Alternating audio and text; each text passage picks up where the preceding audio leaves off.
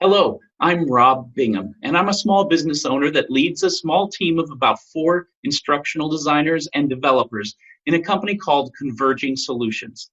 I'm working with a handful of colleagues to put together a timely series of 4 animated videos to help communicate to the masses and particularly help the younger audiences understand the truth and fiction of what's going on right now with the coronavirus.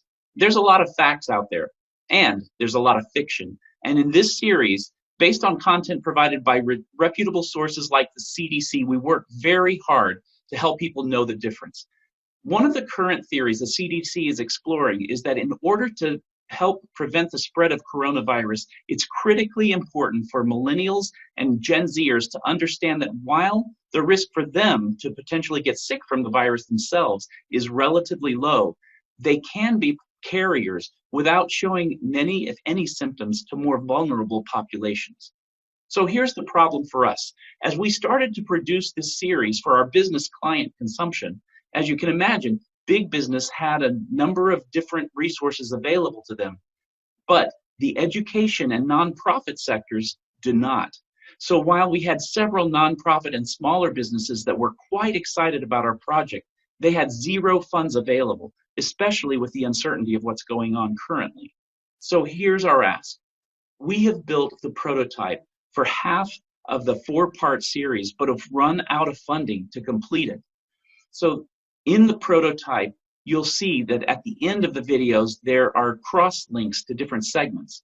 So we are seeking funding to finish the series within the next 2 to 3 weeks. And if you can help us with funding this, we commit to finishing the project and offering this up as a resource to the following organizations that are already embedded in and supporting kids across our most densely populated metropolitan cities. And if we are blessed to be able to exceed our funding goals, we would be honored to commit to continuing to build out parallel versions of this training in these other languages for international audiences as well.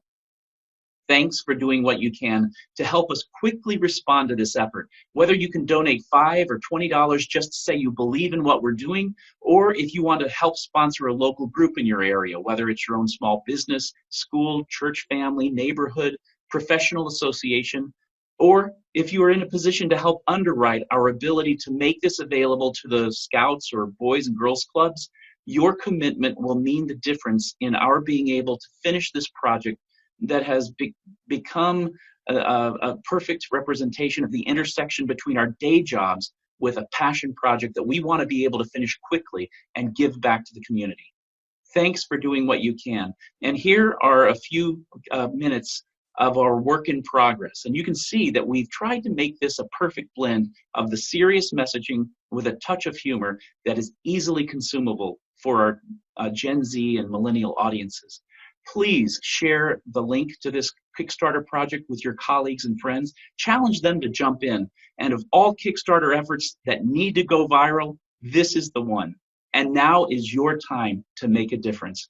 Thank you in advance for helping us meet this goal very quickly and very efficiently. God bless. Thank you so much.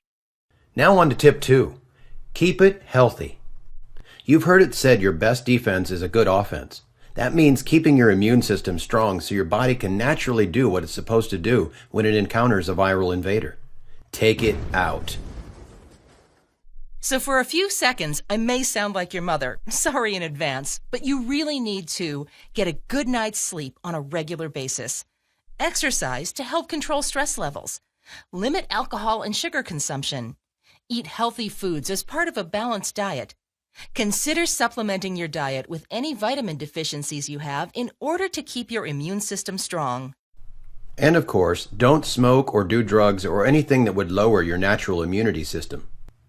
Yeah, even though coronavirus is a tough bug, healthy people can naturally fight off the virus with a healthy immune system. So stay safe by keeping it healthy. There are 2 groups most vulnerable to COVID-19. People over 80 whose immune systems aren't typically as resilient as younger persons, and individuals that have a compromised immune system as a result of another disease or illness, such as those listed here. People in these categories need to take extra precautions to stay safe. And that leads us to another question for you. Fact or fiction? Wearing a mask in public is a good way to protect myself from coronavirus. Fiction. Unless it's a super expensive medical or military grade mask, wearing one in public is not going to filter out particles as small as a virus. The best reason to wear a dust mask in public is if you think you might be sick with the coronavirus or another airborne illness, to minimize the exposure of your illness to others should you cough or sneeze. Ensuring face mask supplies are available for healthcare workers and those working in close proximity to people actually diagnosed with COVID-19 is critical to curbing the spread of the disease. But that's a topic for another video. So on to tip number 3, keep your distance. The tricky thing about coronavirus is that you can be infected for several days before you really feel any symptoms. That's perhaps one of the most challenging qualities of this ugly disease. Right. Because if everyone that had been exposed knew they were exposed, they could just stay away from others until they had recovered. But because you don't know you are initially sharing the virus, it gets shared and spreads quickly and unknowingly in public spaces. Keep your distance means you should consider changing to some of these best practice behaviors when you have a choice. Avoid large public gatherings. You know that 50-year reunion tour of your favorite band? This may not be the year to go. Keep a space of about 6 feet between yourself and others. Without getting too gross about the details, this has to do with the distance that droplets typically travel when someone coughs or sneezes nearby. Ew. Don't be too up close and personal. If someone has been traveling internationally or may have been exposed to other large public gatherings within the last 2 weeks, don't choose to hang out with them at a party.